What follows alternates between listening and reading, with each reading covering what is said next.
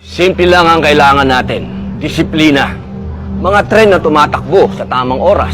Mga kalyeng tama ang pagkakagawa, imbis na binabaha. Mga kalsadang walang traffic. Mga airport na hindi kahiya-hiya. Pulis na di kriminal, bagkus nanghuhuli ng kriminal.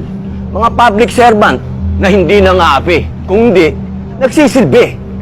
Mga mambabatas na di lumalabag, kung hindi, nagpapatupad ng batas. Pangulong di nagtatago, kung hindi namumuno. Gobyernong hindi kurap at mamamayang hindi takot palagi. Lahat po yan pwede pag may disiplina. Aanhin natin ang tuwid na daan kung tinutuntun lamang ng iilan. Tigilan na ang kalokohan. Ang walang disiplina, disiplinahin.